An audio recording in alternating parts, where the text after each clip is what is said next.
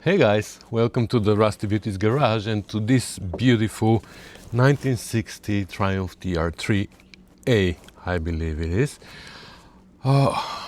Isn't it a beautiful car?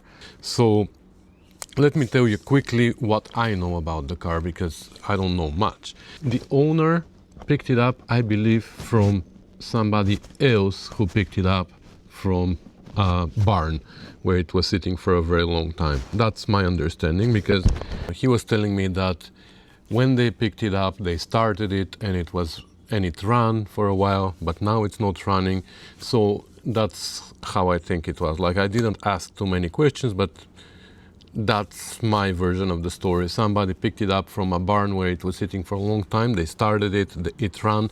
They put new tires on it actually. And then it sat again for a few months. And now they sold it to the current owner, who doesn't know anything about British cars. He showed it to a friend who is one of my viewers, David Allen. And he told him, you definitely need to get this car and bring it to Elin because he's gonna do miracles with it. Well, so he bought it and he brought it to me. And my task now is to go through the entire car, see what it needs to become roadworthy, and let him know if it is worth dealing with it or not. And then we're gonna go from there. Eventually he wants to put it back together. He wants to do everything that needs to be done on it. And then he wants to sell it. So let's walk around and see what we can see on a first glance. So it looks to me like this is the original paint of the car. Like, I don't see anywhere, even inside, any lines where anything has been changed. Or if it has been repainted, then it has been done really well. But if that's the original paint, then it is also preserved very well because there's barely any dings and dents on the car. Actually, I don't see any dents. I just see scratched paint here and there, but I don't see any rust. I don't see like any rot anywhere. There's just surface rust on edges and wherever there are little scratches. But other than that, the panels look solid. I don't see any bondo anywhere. It is like, I have the very strong feeling that this is the original paint of the car. The gaps look amazing. Like, that's crazy. Out of the factory, these cars didn't have good gaps, but this one, look at it. It has beautiful gaps everywhere, including here on the side where the fender meets the saddle piece. I don't know what it's called. This is usually a really bad fit, but here it is pretty good. The front valance even meets pretty well here the fender. Maybe just here at the bottom something needs to be done. Yeah, and there's a missing screw here. Somebody's done something. I think they removed the front valance for some reason. Maybe they changed the radiator and that's why they removed the front valance and the grille and the bumper, which are still inside the car. They didn't put the valance very well back. Apparently it has 37 miles on the odometer. It would be too good to be true, right? I don't think it's 37 miles, but it doesn't look like 100,037 miles. So I don't know. I don't know what's going on. Or they snapped the cable, the speedometer cable, when it was at 37 miles. I don't know. The other side also looks amazing. The gaps are fantastic. Well, it's not perfect, but it is. Looks like that's how it came out of the factory and that's how it is. Amazing. I'm really surprised with this car. It looks like a really well preserved original example. Oh my god, I wanna buy it.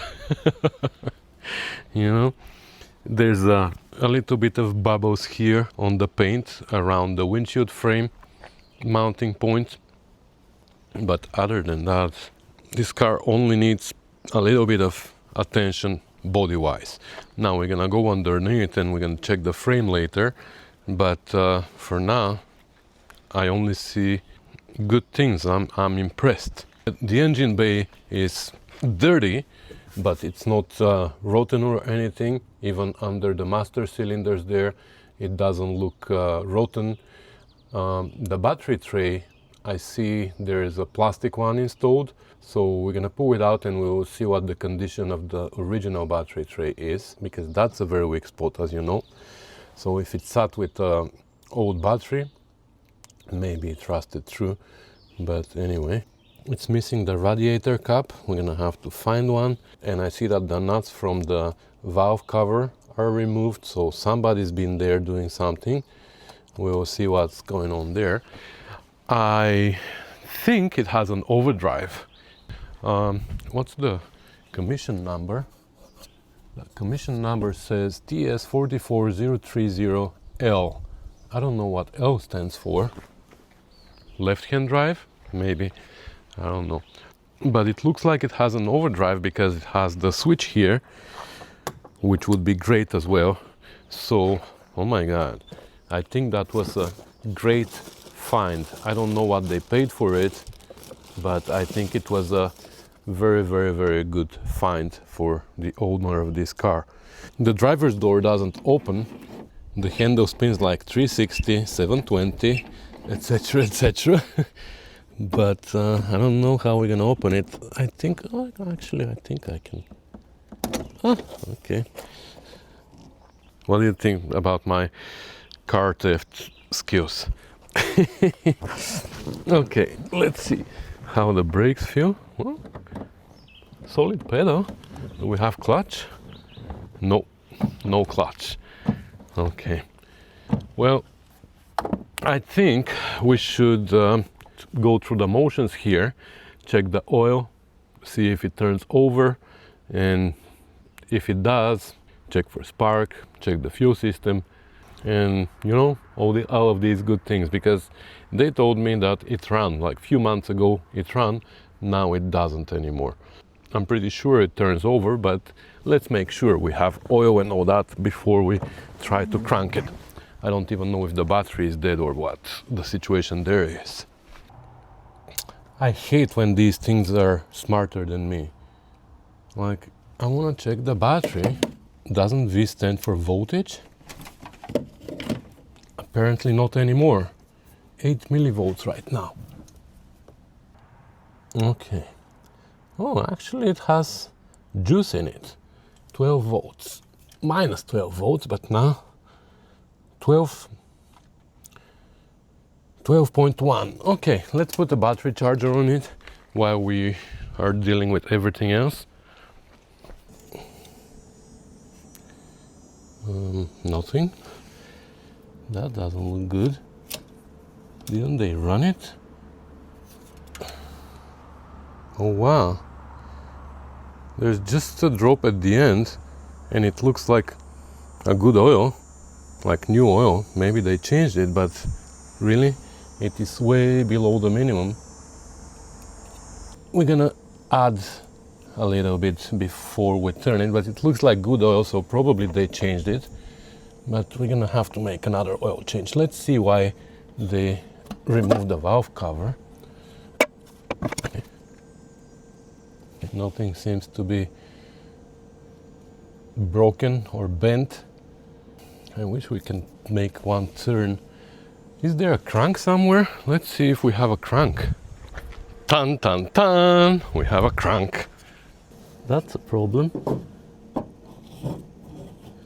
How come the crank doesn't fit through the crank piece?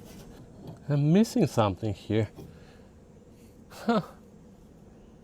Should we shorten this? Maybe this is not from this car. Okay. Now it fits.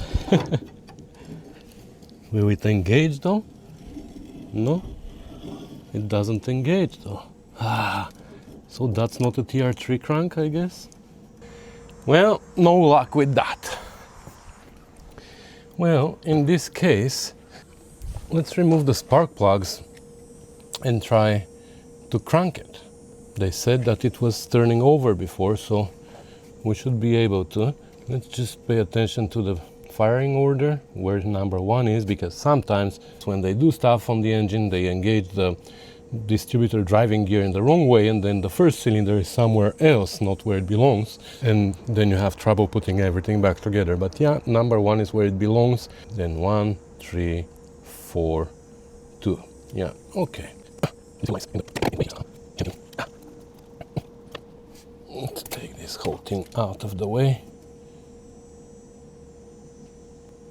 Doesn't look great, but we'll take care of it. Points. Okay, let's not get sidetracked. We're gonna do that after. I just want to see if it is gonna crank.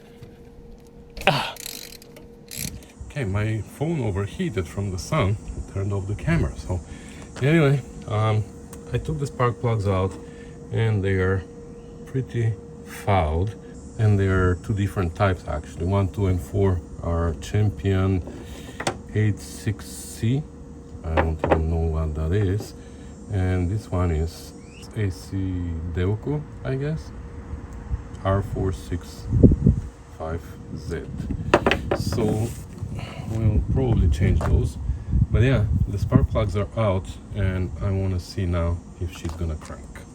And I also want to watch the valve train, see what it does, if all the valves move up and down.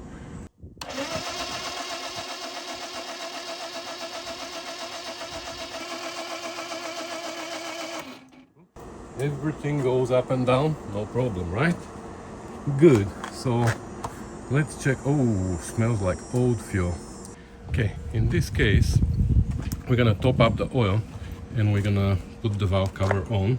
We'll see if we can change this gasket, because it's not bad gasket actually, but it was leaking all over the place around here, I can see. So we'll see if we have a new one and if we can change it, and then we're gonna check the ignition system. We'll see if we have spark, and then we're gonna look at the fuel system, because I can see a leak over there. But that's why I saw somewhere in the trunk they had brand new ferrules, because I guess they saw that leak from there and they were planning to fix it. So I'm gonna take care of that, but I want to disconnect it, and I don't want to run it off the gas tank, because this fuel stinks like, oh my god, it's a very old fuel. So we should drain that and whatever. So for now I'm just gonna disconnect it. It used to have a fuel shut off valve, you see here. Wow, it was probably leaking though, so they bypassed it. But I think we're gonna disconnect the fuel line from here, and we're gonna plug this line so we don't drain the fuel, and we're gonna feed it over there with the electric fuel pump for now, even though this fuel pump looks like new, somebody replaced it, and we're gonna go from there. And okay, maybe this is where we should have started, because like I said, I saw some parts that somebody bought, like I said here, these ferrules for the fuel pump. So obviously they already knew it was leaking, but I also found more parts that are telling me some stories here. So for example, new wires for the spark plugs, which is good. Brand new distributor cap, which is good. So somebody went through the motions here. That is not good. It's a hose, which actually I found another one here, same one. So that is telling me that we have a leak somewhere. And a clutch master rebuilding kit brake master cylinder, but I believe this is for the brake and the clutch here are the exact same thing, aren't they? Yeah. So looks like we have to rebuild the clutch clutch master. So that's it. And then we have entire bucket here full of gaskets, including a head gasket. That's not good. No, I think what happened is they bought entire set, like a gasket kit. Let's not damage it. They bought a gasket kit, and they used the gasket for the fuel pump and probably something else. But here we have the gasket for the valve cover, and the other ones are not in a great shape. What is this, spark plugs? Yeah, we have spark plugs. NASCAR Performance. What are these spark plugs? I don't know. Figure 8 or figure infinity gasket. That's what it became. And some other gaskets down there and some other hardware. But yeah, that's what's left of the gasket set. Clean start starting fluid. That's not good. We don't like starting fluid. We're gonna start it without starting fluid. Okay. So I'm gonna go check the ignition system first. Okay, I went to remove the rotor from the distributor, and as I was pulling it, look what happened. The whole distributor came out, so that is telling me that they were playing with the timing. So I'm just gonna pull it out completely, and I'm gonna put it in the shop on the vise, and I'm gonna make sure everything is okay with it. I also disconnected the fuel line from the pump, and also disconnected it from the other side there, the line, so I can pump now and get rid of the fuel that's in the pump, because when we start cranking it, it's gonna shoot it out there. So let's see what is gonna come out from here. Okay, remove the glass bowl, and there was lots of sediment at the bottom, and I dumped it here. So we don't want to run that through the engine, right? And later I'm gonna go and probably I'm gonna hook up the electric fuel pump to this hose, and we're gonna drain the tank from this side if we can, and we will see what we're gonna do with the tank. But for now we're gonna just run it out of electric pump. I took the distributor off, and it doesn't look bad. I mean, the points might be a little bit too open. We're gonna see that. We're gonna check, make sure that they work properly. But I see this little wire here. You see this one that connects the outer post with the points, and it's a little bit hairy. It's missing the insulation, which probably was cloth, and it's a little bit hairy, and I'm afraid that these hairs are touching ground down there, and they're creating a little short. I'm assuming with very high resistance, but still I'm gonna see if I can insulate it somehow. I don't think I have another one. Well, I'm gonna look for one, and I'm gonna adjust the points. I'm gonna make sure that they open and close. I'm gonna put it back. Okay, I was able to insulate the wire here with a little bit of electrical tape. That's what I could do. I tried to undo it from here or from here, but it was crimped and then soldered in both ends, so it doesn't work. So what I did was I cut electrical tape in half, and I wrapped it around, and I'm hoping that it's gonna work. I mean, I'm hoping that it's gonna stay. I know it's gonna work. As long as the little strands that were hanging down are not touching there anymore, it's fine. Then I loosened the points here, and I'm playing with the gap right now. It needs to be 15 thou, the gap here between the points. First of all, I checked what they look like, and they look pretty good inside. I mean, there's no craters and stuff. Or is there? Actually, there's a little dot down there, so what I'm gonna do is I'm gonna run a little bit of sandpaper there. So we're gonna turn it to a point, the cam closes it, and then I have this sandpaper, I think it's 600 grit, that we're just gonna put inside, and we'll try to drag it up and down.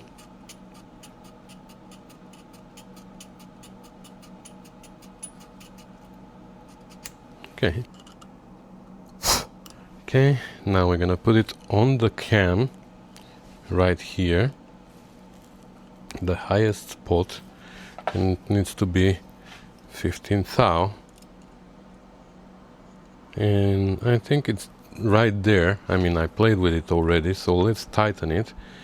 Hold on, I'm gonna loosen it.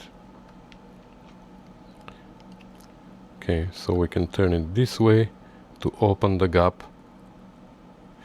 I'm gonna actually tighten it just a smidge so it stays where we put it. See, this way. See, this way you open the gap, and this way you close it. So it needs to be 15 thou with very, very little drag. I think it's right there. So I'm gonna tighten it here, but while I'm tightening it, it might move.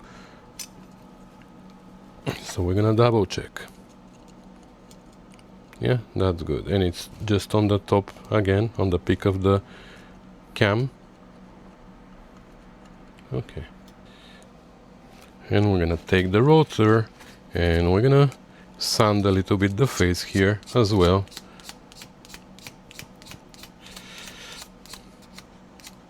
Okay, I'm gonna put it on and sand a little bit here as well. This is where the cap touches it, so we need to make sure that this is nice and clean. Okay, and the distributor is ready to go. Now let's see the cap.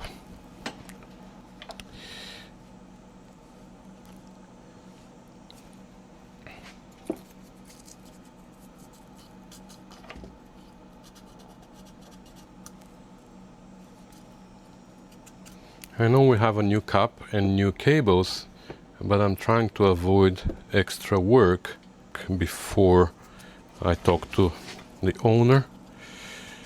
I mean, I want to be able to start the car, test drive it, check everything that needs to be checked, and make a list with things that need to be done. And then we're gonna talk to the owner, and if he tells us go ahead and fix everything or fix this and that, then we're gonna go ahead. For now, I don't want to do the extra work because he might not be interested. 20 kilo ohms.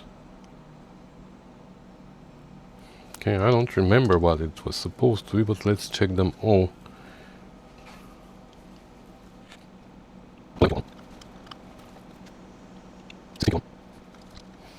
Okay, well, looks like we're gonna have to go through the...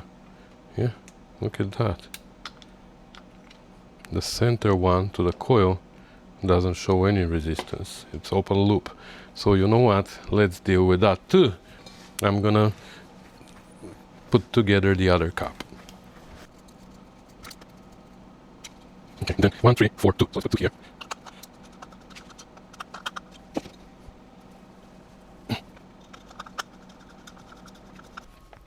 Okay, now before we put the distributor in, I want to position the engine in top dead center, or just before top dead center on the first cylinder, which right now is, I don't know where. I'm afraid I can't turn it by hand. I wish I could. No, it's so hard. Okay, I'm gonna have to crank it, so I'm gonna put my remote starter button, because this doesn't have the push button, but if I pull this out, come on, that's the switch, the push button inside, and I hook this up. Okay, I am able to crank it. So now let's crank it and analyze what's going on here with the valves.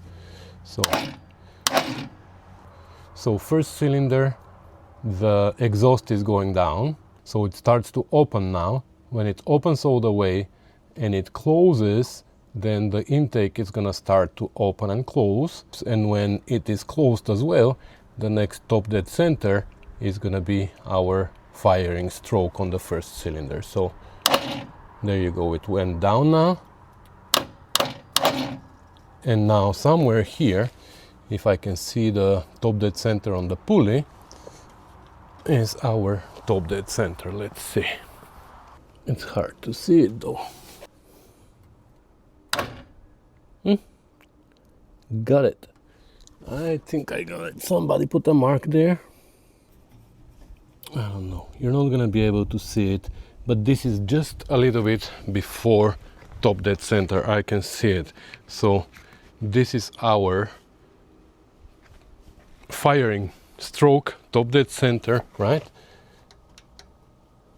Both valves have their lash now, so this is the firing stroke on the first cylinder, top dead center, and we are just this much before the mark, which is by eye, I can tell it's about probably 10 degrees before top dead center. So it might not be the perfect timing, but it definitely should start if we have a spark in this particular moment. Let's put the distributor on now. This is also how we have the distributor drive gear, which is the exact position. For TR3, TR4 engines, you see the slot down there, which is a little bit off. It doesn't go through the center, it's a little bit off. So the slot should point to cylinder number 1, to the first valve, and the offset should be in that direction. So that's perfect. That's the gear is positioned in a perfect way. Distributor should point the same way at the bottom, the slot. Actually, that goes like this, but okay. Engaged, and it points cylinder number 1. Perfect. So now I'm gonna tighten just a little bit so it doesn't move so easy. I still want it to move. That's perfect. Now we can hook up the coil. Actually, before we hook it up, let's just quickly test the coil to make sure that the coil is good. So between the positive and the negative of the coil, we should have about 3 ohms for this car because it's non-ballasted. We know that TR3s are non-ballasted, so 3.1 ohm, perfect. And between the negative and inside, we should have about 10,000. So we have 8,000, 8 kilo ohm, so it should be good. We might change it later, the coil, but for now it is perfectly good to start with it. Make sure we have good contact here. I didn't test the vacuum, but that's fine. That's gonna be part of the tune-up later, but just for starting it, we don't really need the vacuum advance. I'm not gonna hook up the vacuum line yet because it's a hard line and it's gonna prevent me from turning the distributor back and forth. So now we can put the cap on, put the center on the coil. Okay. And we can take cylinder number 1 and put a spark plug in it. But I'm gonna take one of the new spark plugs and put it somewhere to touch ground, and it's in a dark location. I know you're probably not gonna see it, but I should see it. So now if we turn the distributor clockwise and then we start slowly turning it counterclockwise, whenever we see a spark there, that's our position. Why is that? Because our rotor normally turns counterclockwise. So instead of turning the rotor, we're gonna turn the cap clockwise to meet it where it is right now, because we want the spark to happen at exactly this position of the rotor. So turn it counterclockwise, turn the ignition on, and now I hope we're gonna be able to see the spark here. So slowly, slowly.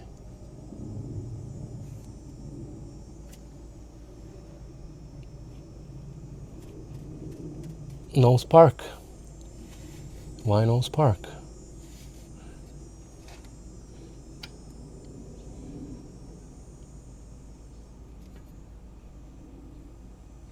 Huh. Do we have power to the coil? Yes, we have power at the coil. And we have ground on this side. So, looks like our points don't open and close. Oh, it just happened. Ooh, okay. So I didn't turn it enough, I guess. Let's see.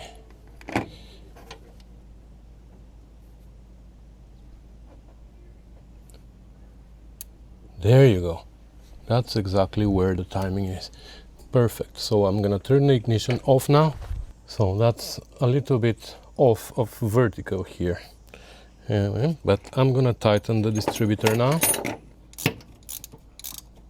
And we're good to go.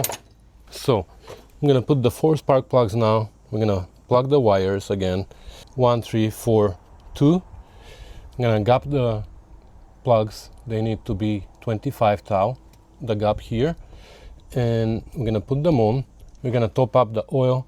I'm gonna put the valve cover with the new gasket, and then we're gonna address the fuel system.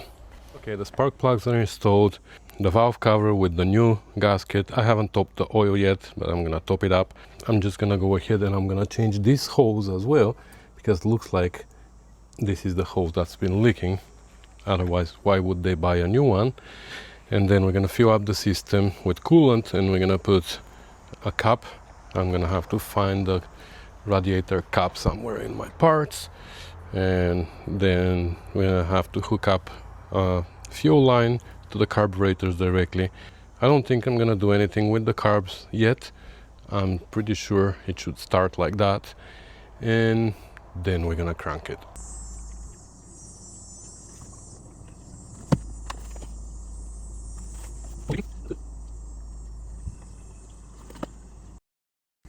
Okay, I put concentrate, half a jug of concentrate, and then I added water. And initially it wasn't leaking from anywhere, so I continued topping it up. But look at that now. It is leaking from everywhere. So this is from the drain of the radiator, and I made sure it is tight, but also it was squirting from the radiator right here.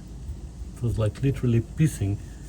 So yeah, I'm gonna top it up with water, and we can still start it, but yeah, it needs a new radiator.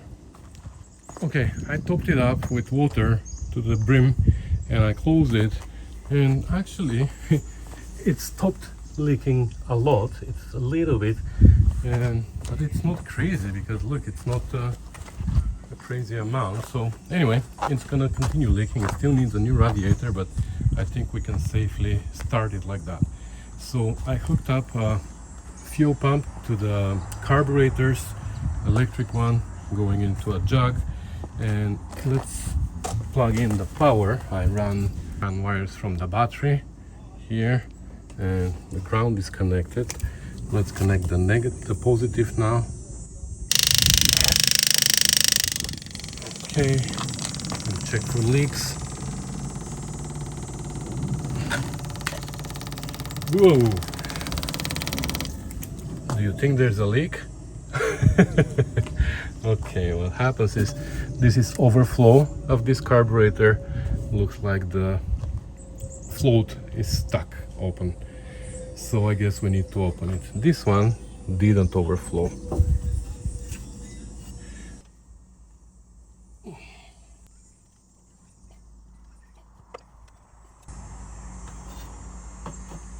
Uh-oh. Oh, okay. Yep, the float was stuck at the bottom, but now it goes up and down. Good. That was easy. Should we open this one as well? No, let's turn the pump on again.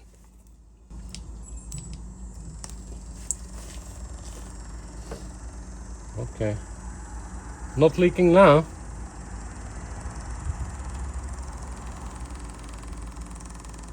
Okay, you're right. Let's open this one as well to make sure that fuel goes in. Maybe if it is stuck close, it's not gonna overflow. It takes a second, right? You are right, 100%. Okay, everything seems to be fine here. See? The float is floating, but we're not overflowing, so this means everything is good. Well, guess what, in this case? We're ready to start it. Okay. So, distributor is connected, coil is connected, we have coolant, we have gas, so okay, let's crank it. Turn the fuel pump on. I'm gonna turn the ignition on, and I'm gonna use my remote start because I wanna hold the chokes here. How do I hold them? Like this? Okay. Holy crap!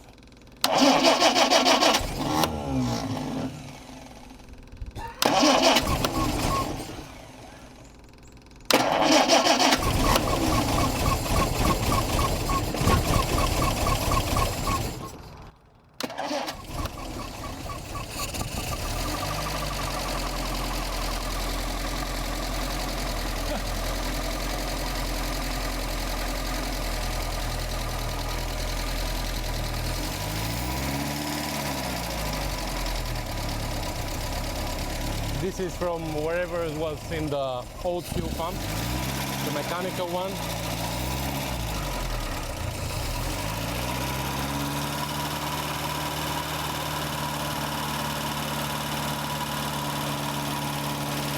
It started.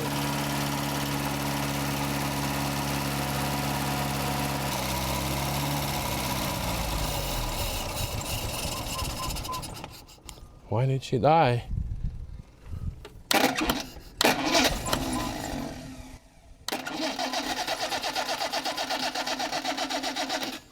Something happened.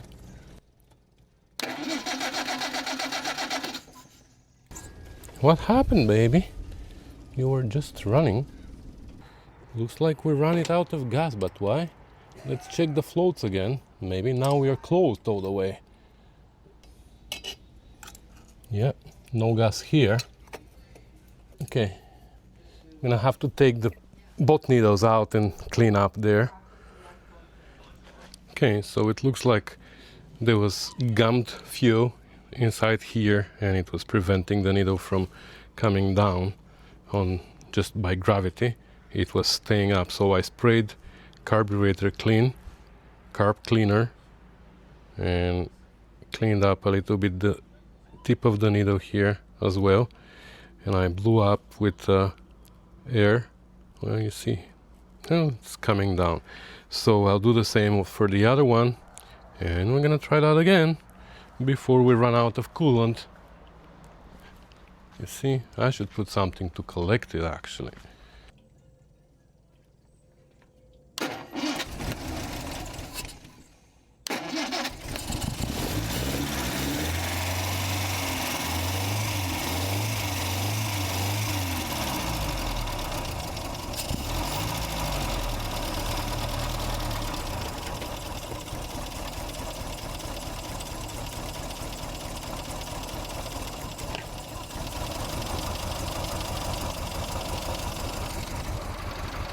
Okay.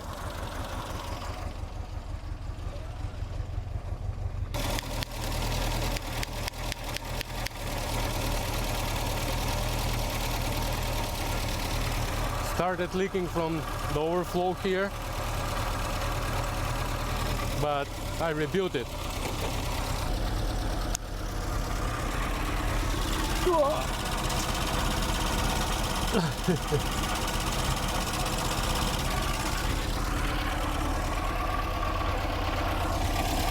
I don't like the sound. Sounds like the water pump. It's something else. We'll see. Something is making a noise. Oil pressure is a little bit over 50. The water temperature we don't know yet. RPMs. The tachometer works. Okay. Good.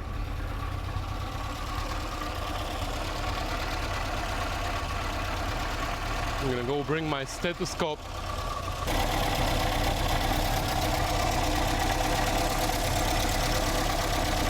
Yeah, definitely water pump. The water pump bearing is going crazy. So water pump and radiator so far. Of course, thermostat. We're gonna change the thermostat while we are there. Let's turn the distributor a little bit.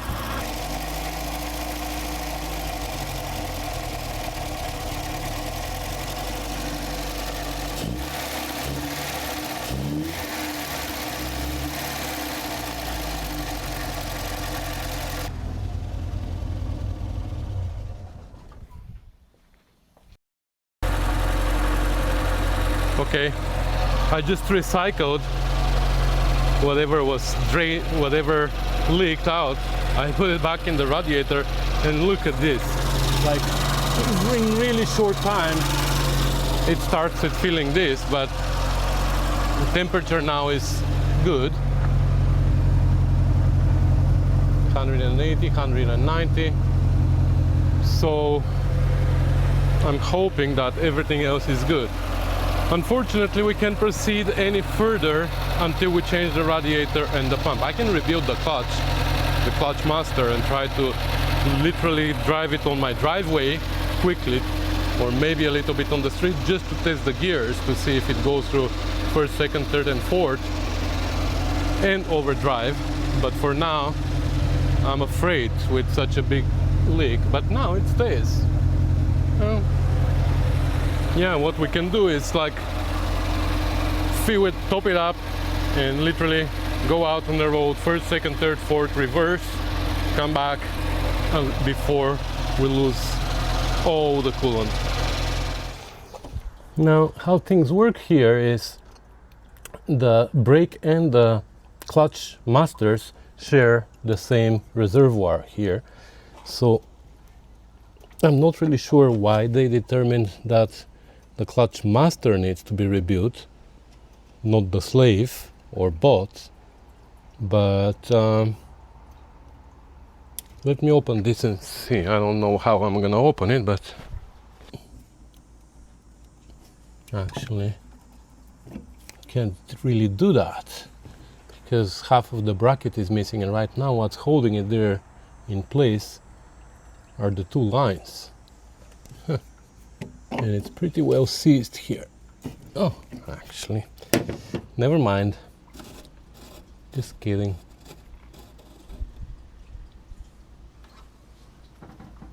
Oh, I see. So looks like even though the two cylinders share the reservoir, there's two separate compartments inside. But I always thought that the bigger compartment, which is the external compartment, is the brakes, and the external one is the clutch. But it looks like it is the other way around. Huh. Yeah, looks like the external is the clutch and it is empty. And how did they determine? Oh my god, look how quickly this is getting filled. I guess I should just put some brake fluid and we'll see where it starts leaking from.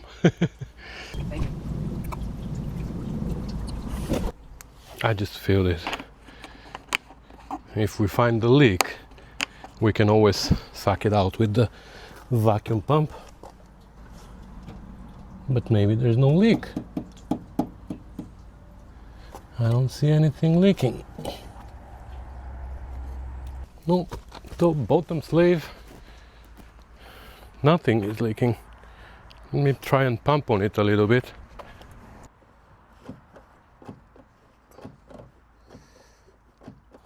No. Good news is I see the bleeder from here, so I might open it and just go gravity bleed.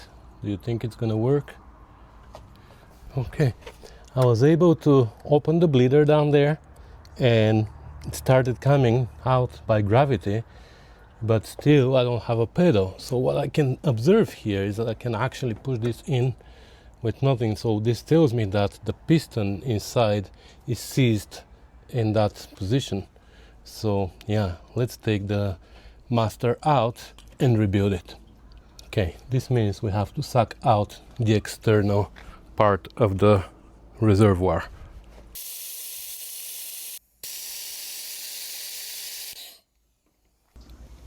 Oh my god, how do you take this out? The top bolt okay, but the bottom one looks like it is coming from this direction, so probably under the dash. Huh. Oh yeah, hello.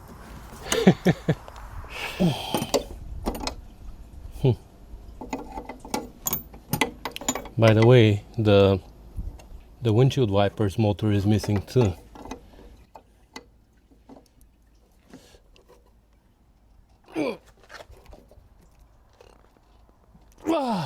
Wow. Okay, never mind. It's rounded. So looks like we're gonna have to cut this line and make a new fitting for there, or take out the line from underneath, from the slave. We'll see. Hopefully at least this one goes. No.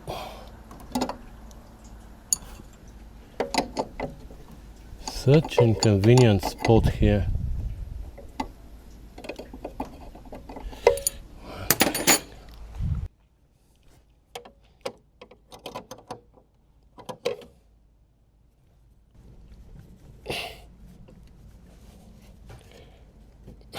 This one is rounding too. Oh. Okay, it looks like the only way to take the cylinder out is to cut both lines here and take it to the bench. And I wanted to make sure that this line I can undo from the other side, and I went and I undid it, twisted the fitting off. There wasn't other way. I just held the other fitting, the brake fitting, with another wrench and 11/16, and then with this one I squeezed the two wrenches together, and this one started going, luckily, but broke the line, which is fine. We're gonna make that was the idea. We're gonna make new lines for both. So now I'm gonna cut these off and I'm gonna take the cylinder out. Okay, I cut the lines, I mean both these, and now with this line cut off I was able to put the wrench, and this one is now going. This other one though, doesn't want to budge. It's still getting rounded. See, come on. So anyways, it's not in our way. We can remove it like that. This one I can almost do by hand now, not really. This one I'm gonna remove, but this one can stay, and then the cylinder, I guess, is going that way once I remove this bolt and the one from underneath. Okay, it's finally out. I was able to take it out even with this on. Now we can take it off. We should keep it because we need the fitting for the new line. This is 1/4 inch line, this is 3/16. Now let's see if we can take this out with a pair of good old vice grips.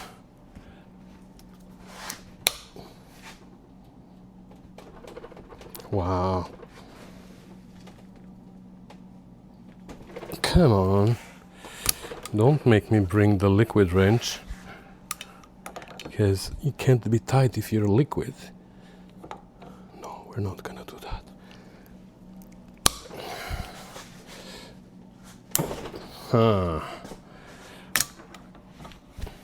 I scared you, didn't I? Well, we could have never done that on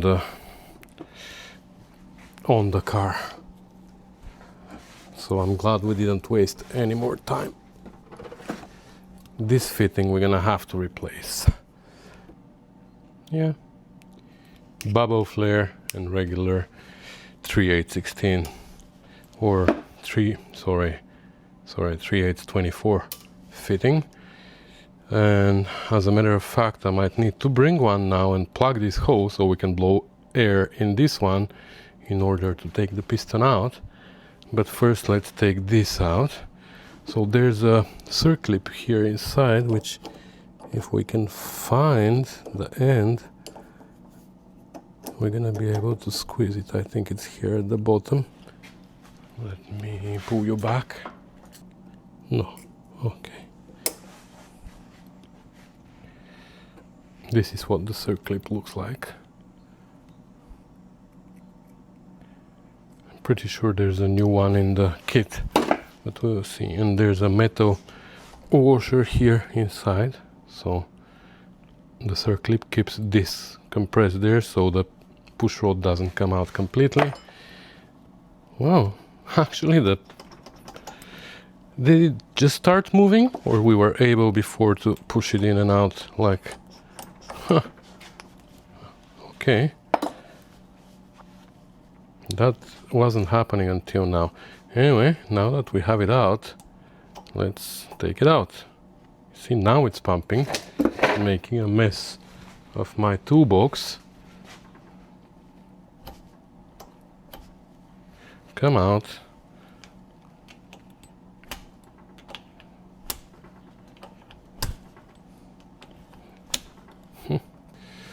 Okay, looks like we're gonna have to bring the air gun and turn this into a projectile.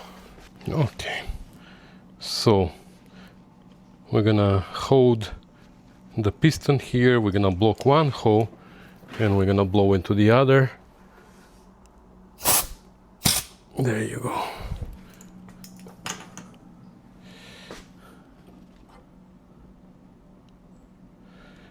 Nice. Okay. So there's two seals here. One is here at the end and this one as well.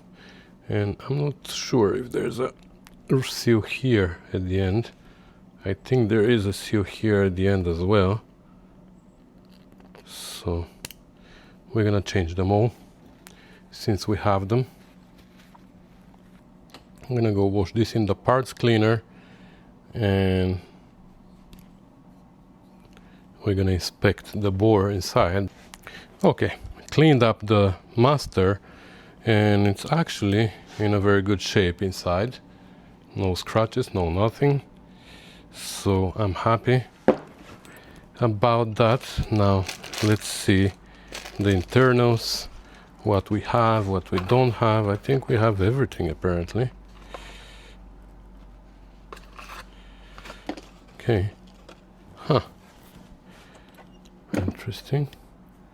We're missing one seal. So this is this one.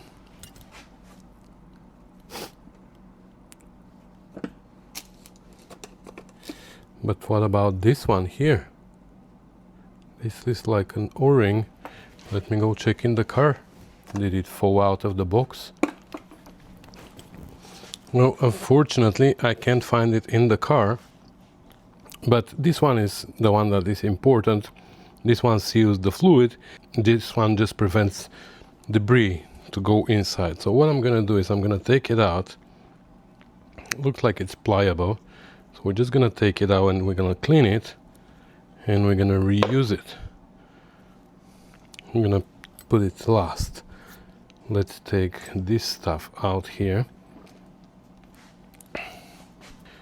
Okay. Let's take this one out as well. This one is also in a good shape. Like it's not... You know what, I'm gonna keep them for now because I recently rebuilt a TR6 master cylinder and it leaked. Right away it leaked big time. And it was leaking from the front chamber to the rear.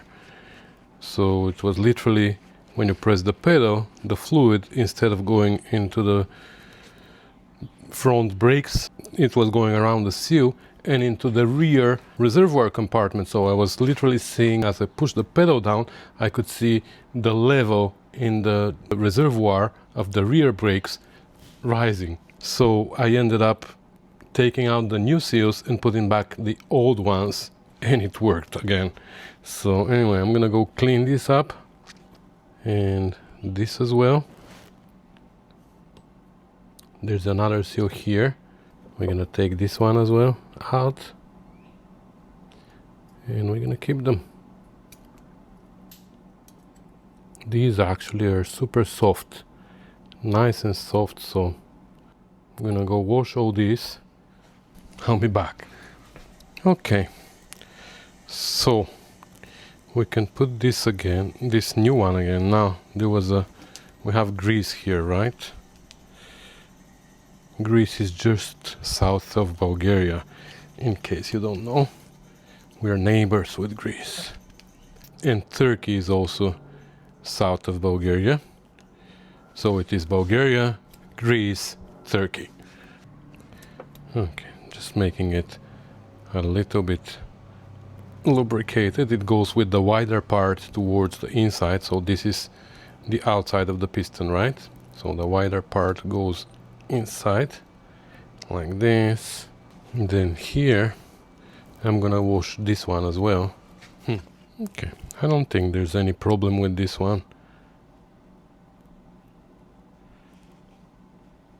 Like I said, this is only keeping the debris out, right?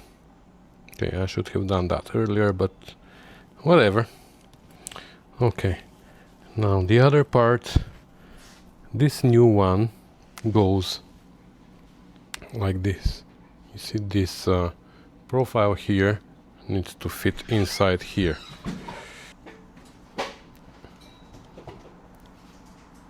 Then here we have this little waved, like curved washer, spring washer if you will. Then we have this like that, right? Then this little cup inside has like an overhaul, so this thing should go through the wide part and then go into the narrow part and stay there.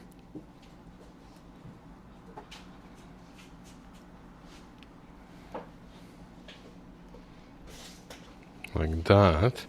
Now there's a tooth inside here that needs to be pressed a little bit in.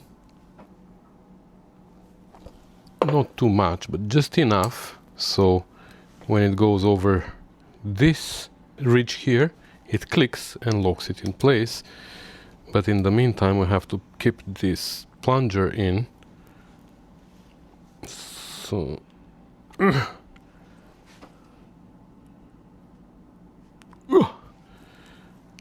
okay, it clicked, and now this plunger can't slide to the side anymore, or it shouldn't be able to slide to the side anymore.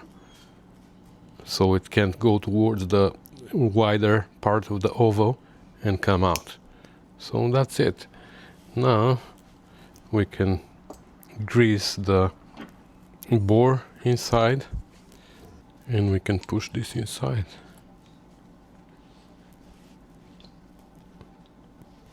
And it comes back. Okay, we were supposed to change this washer, but we didn't change it. The curved washer, it comes with the kit, but we used the old one. But we're gonna use the new circlip. Before we put it on, we have this push rod that is adjustable actually, and we already cleaned it up.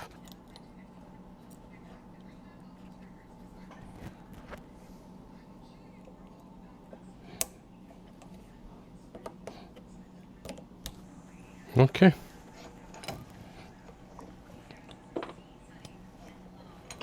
Rebuilt. I'm gonna go put it back on the car, and then we're gonna have to make new lines. Okay, now let's make this line. So this is the 1/4 inch line. Unfortunately, I don't have copper nickel line, which would be super easy to bend, but I have this one, which is steel, just like this one. But we have to do the flares before we bend the line. So this means we have to measure exactly how long this line was, make a straight piece with the 2 flares done and the 2 fittings on, and then we can bend it to kind of the same shape. So let's measure how long this one is, and I'm gonna use my upholstery measuring tape. So I cut both ends, but I have them here. So we're gonna measure this piece first from where it twisted. So that's like a foot exactly, 12 inches. Then we have 2.5, so that's 14.5. And on the other end, I already got rid of that, but that was just right there, right? So it's this piece, which is 1/2 inch. So 14.5, 15 inches, right? Okay, let's cut a 15-inch piece from this line here. I should buy a copper nickel line, 1/4 inch, but I keep forgetting, and I remember only when I need it. So 15 is right here. Oopsie. And funny part is that both sides are double flare, because normally where we have the male fitting on this side, with male fittings we have a bubble flare, but in this case it's an exception, and we had a double flare here as well, where it goes into the master cylinder. Where it goes into the reservoir underneath with the female fitting, it was also double flare, but that's normal because usually female fittings go with double flares. So anyways, I cut a 15-inch piece and the two fittings are inside already. So we're gonna have to make double flare on both sides, and finally I'm gonna remove that. We're gonna use my tool. I showed how it works on a very recent video about the TR6 brake lines, but if you're watching this video in the future, you probably haven't seen the other one or you forgot already. So anyway, I'm gonna show it again. So we have these blocks here. Come on. So this is 1/4 inch and 1/4 inch. I have few more sizes with the tool, and these two blocks go together like this. And one end is for metric and DIN stuff, whatever. This side is for our flare that we're using here. I don't know what it's called, but you can see here, this one is like flat on the back, this one is with like a cone. So we're gonna put it this way. We're gonna make sure that the two blocks go with the two little dots together so they line up. We're gonna put our line like this, a little bit sticking out of the block. It needs to be flush with the surface of the block, but we're gonna put it a little bit further out for now. And then we're gonna hold the tool and we're gonna snug it very gently. And now with this operation 0 die, we can line up everything. It's just a flat die. I'll turn it towards you so you can see it. So now everything is lined up here. Now we can tighten it so it doesn't move anymore. And you can see operation 0 is just a flat die. Then we're gonna find operation 1 for 1/4 inch. So this is operation 1 for 1/4 inch with this little nipple, and we're gonna put it over there, just like that. And now we're gonna go and we're gonna press. Okay. And now in theory, we should have a bubble flare there. Let's check. Normally we shouldn't take it out, and we should just go with operation 2 to make a double flare, but I just want to show it. So this is a double flare. This is a bubble flare, and that's how normally it goes. With male fittings you have a bubble flare, but in this case this is an exception. So we're gonna go and do one more operation. We're gonna put it back in. Again, you don't do that normally. You don't take it out between the operations. I just took it out for educational reasons. So again, I'm gonna snug it very gently, and I'm gonna push everything back in. Now we're gonna tighten it completely, and now we're gonna find a die, operation 2 for 1/4 inch, which I think, yeah, operation 2 is common for 3/16 and 1/4 inch, so this is our operation 2. We're gonna put it there, and now we're gonna go and do one more time the same thing. And that turned our bubble flare into a double. You see? The same as this one. So now we have to do the same on this side. We're gonna put operation 0. Now we're gonna do it the proper way without the pause without taking it out between the operations. So gently line it up, tighten.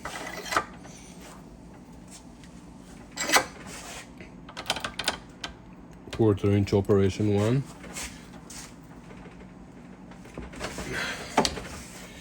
Quarter inch operation 2. See how long it takes to make a flare.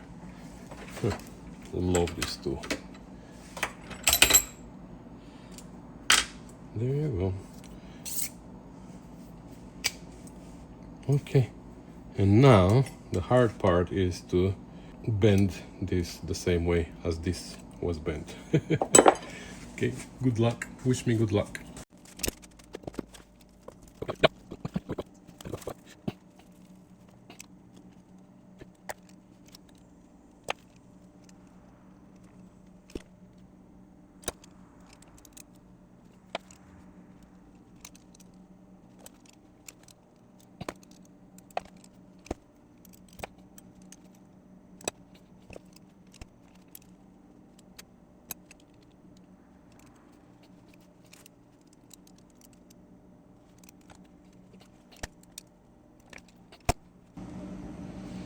Okay, it's gonna need some tweaking, but it is kind of there, right? So if that's vertical, that needs to be vertical too.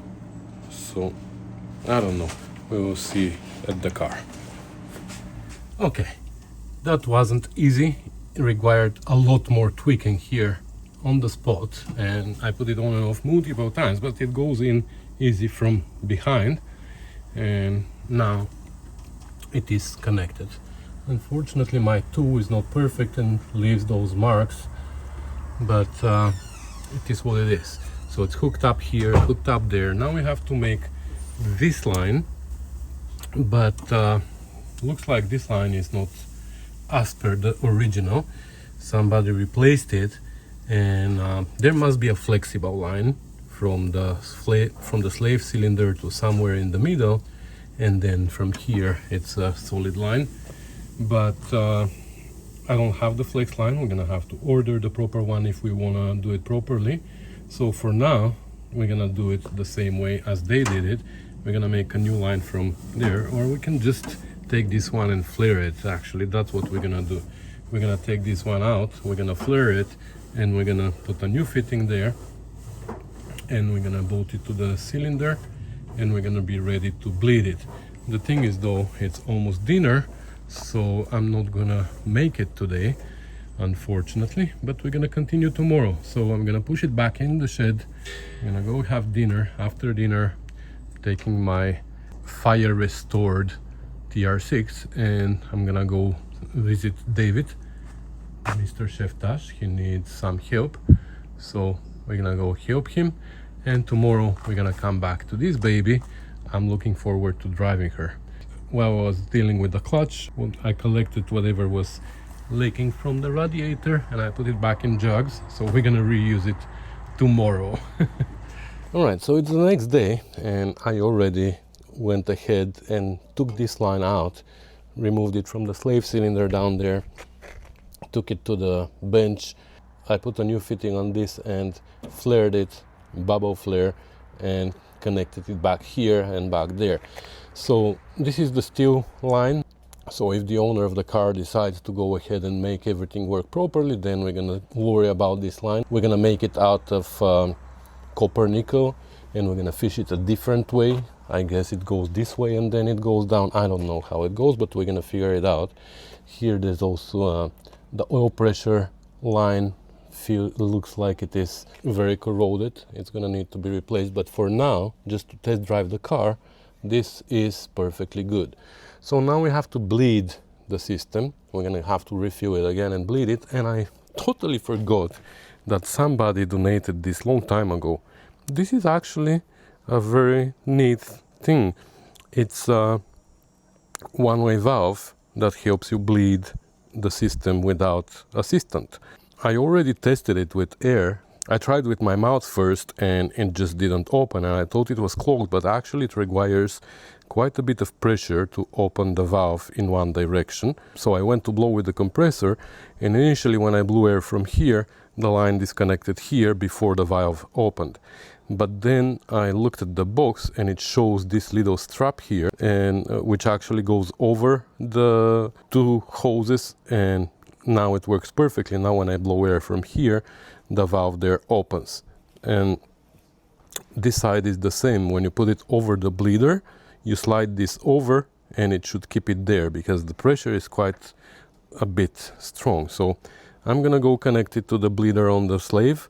We're gonna fill this, we're gonna open a little bit the bleeder, and let's see if we're gonna be able to bleed the clutch without assistance. So the line is connected there, I'll show you later, and the bleeder is a little bit open. Let's fill this up again now.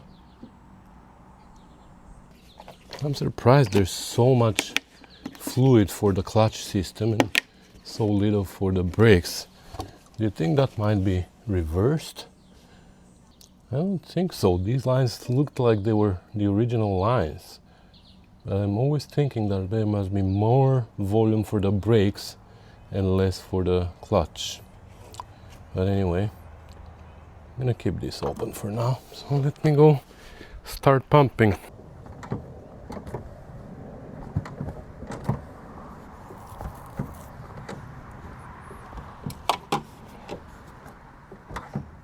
I don't feel any pressure. The thing is, I need to create pressure in order to open the valve, right? So I need to build up some pressure, but I can't. I'm just gonna open the bleeder and let the gravity. Well, the level here is higher than in the cylinder, so it should go by gravity as long as I open the bleeder more. So I'm gonna go do that. All right, I don't know how long you were with me because the phone overheated again here in the sun, but anyway, it didn't work just by gravity. I couldn't do anything with the pedal because the pedal just goes up and down, and it needs to create some pressure in order to open the valve, right? So what I did was I hooked up my vacuum pump now, and I sucked a little bit with it, and it started pulling air. The level in the reservoir went down, and I'm just waiting for it now. I see more and more air coming out of there, but because this level is higher here than the level of the reservoir, I'm assuming when the fluid comes to this level somewhere in the hose, that should be when there's no more air. But still, I'm gonna close the bleeder, I'm gonna take the vacuum pump out, I'm gonna put again the other line, the self-bleeding system, and we're gonna bleed it with the pedal. Hopefully now I'm gonna be able to create pressure with the pedal, with the master cylinder. All right, I have the one-way valve connected now, and the bleeder is a little bit open, so let's see. Oh, we actually have pedal now. I keep you there for the shade now, I'm sorry. Let me listen for the valve, if it opens or not. Can't hear anything.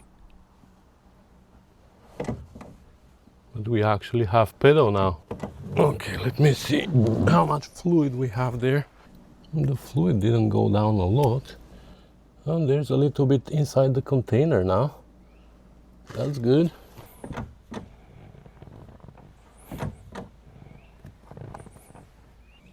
Not anymore in the container. Why? Like very little.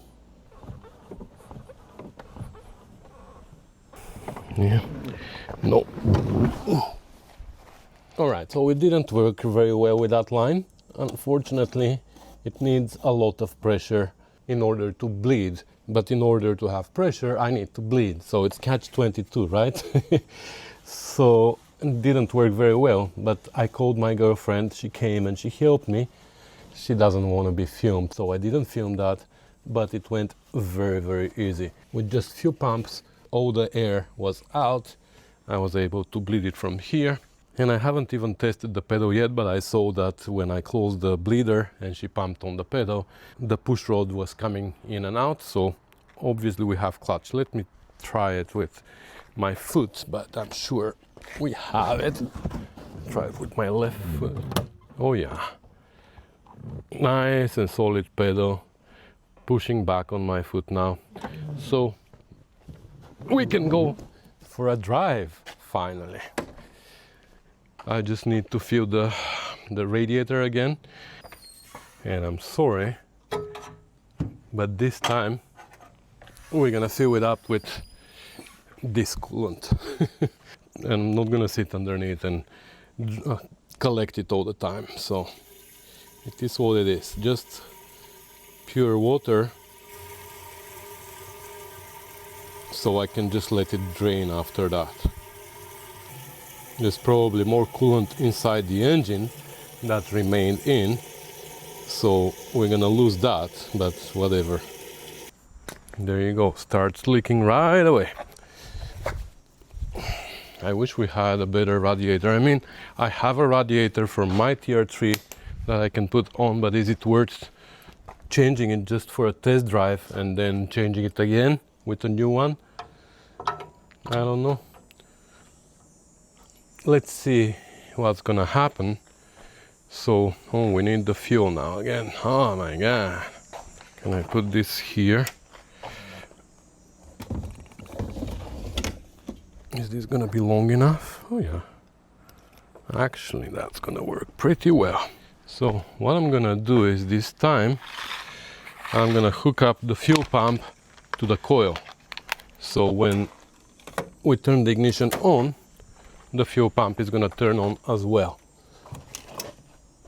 Is that smart or what? Okay.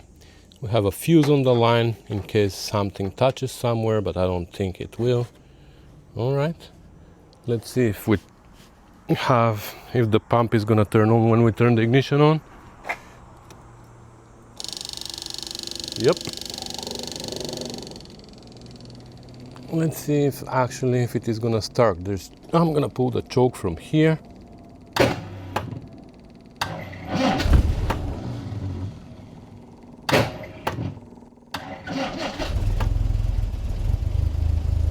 Look at that.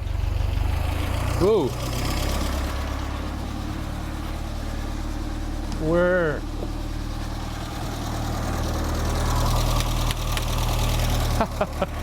Fixed it.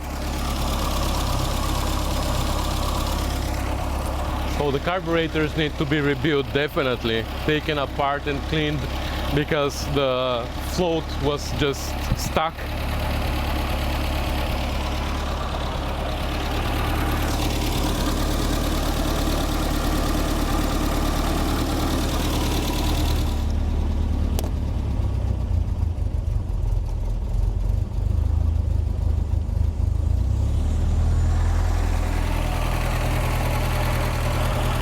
Okay, let's see if she's gonna move.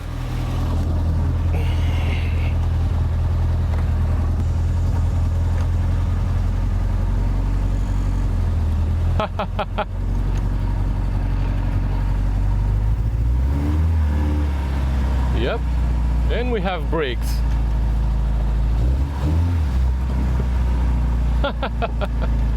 Okay, well, guess what? We're going for a drive.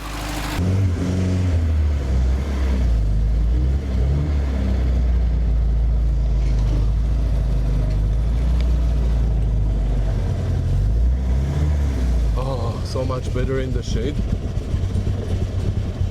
Okay.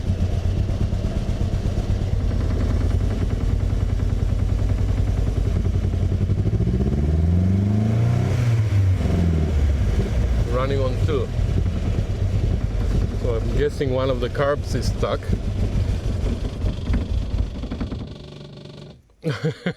That's how far we made it. I'm guessing one of the carbs is stuck. The needle, you know.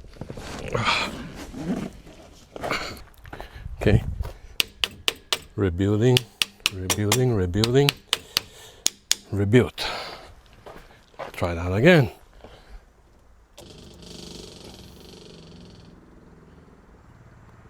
Wait for the fuel pump to fill up a little bit.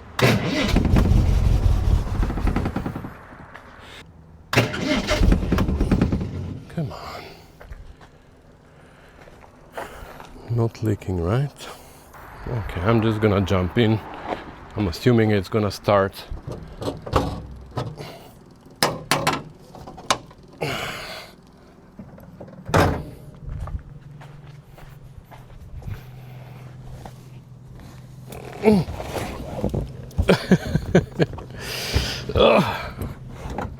Okay. There you go. I told you. Good thing we brought our rebuilding it, right?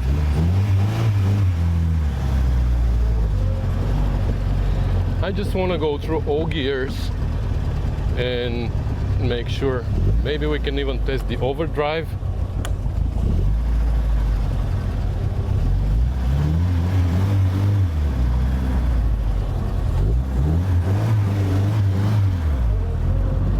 Wow, drives really well actually.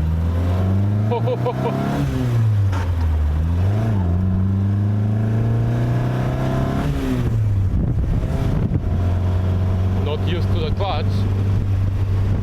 Let's see now. No, overdrive doesn't work. Okay.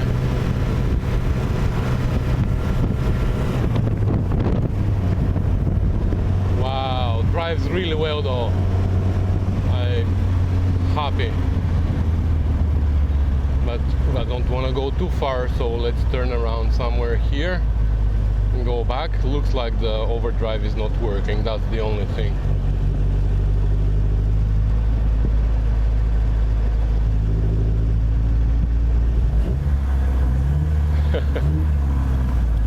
Yeah, definitely needs a synchro on second. Okay, I'll just keep it in the shade now because yeah, she's getting hot.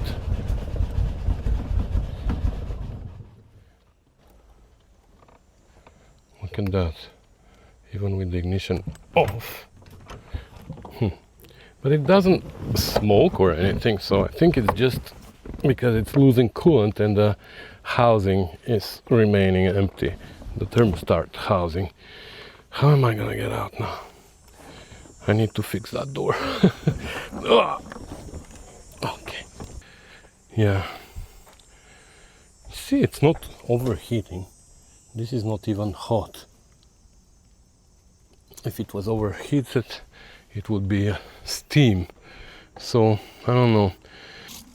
Okay. So we lost a little bit of water. You know what? I'm gonna start it without the cap.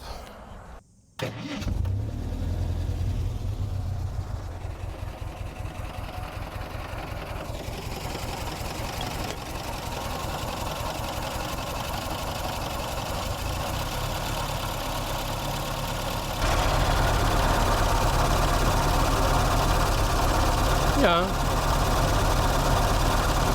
So the housing is 180. My camera is about to die.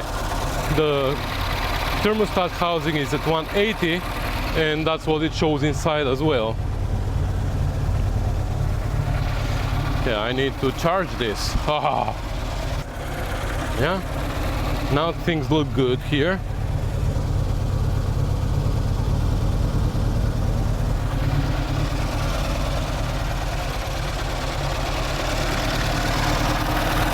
Look how fast the level is going down.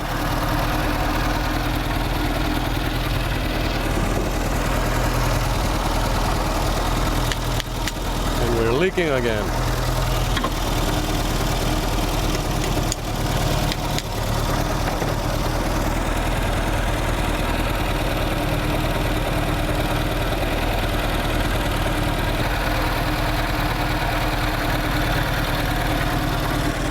She runs like a charm. So, well, what we wanted to do was to drive it, so we did. Oh, it shows a full tank.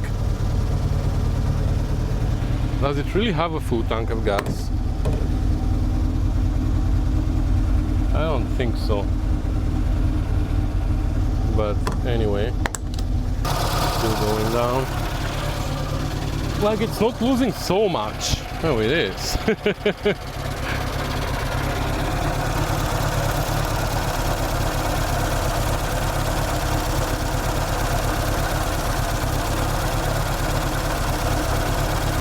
You know what? I'm gonna go for a drive on my own without you.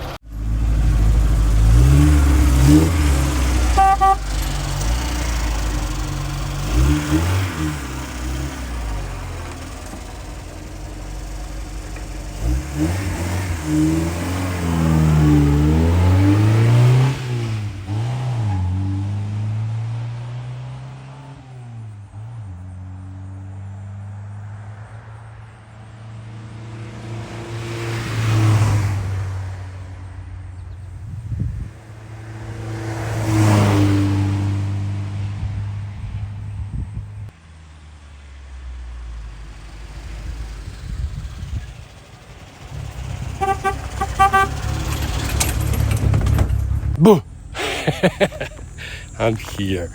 Oh my god. Guys, I'm telling you, this car is great. Really solid engine, drives really well.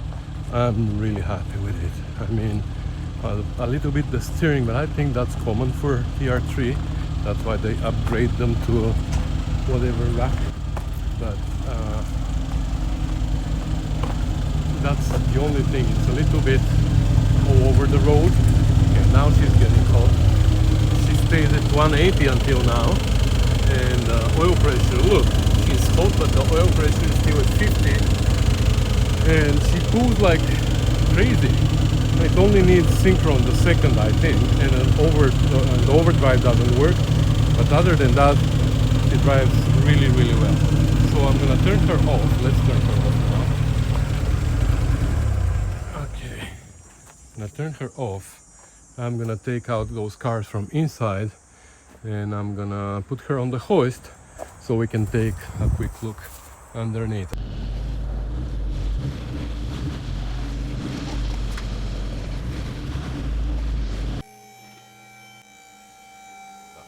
So anyways, thank you so much guys. I'll see you in the next one. Bye.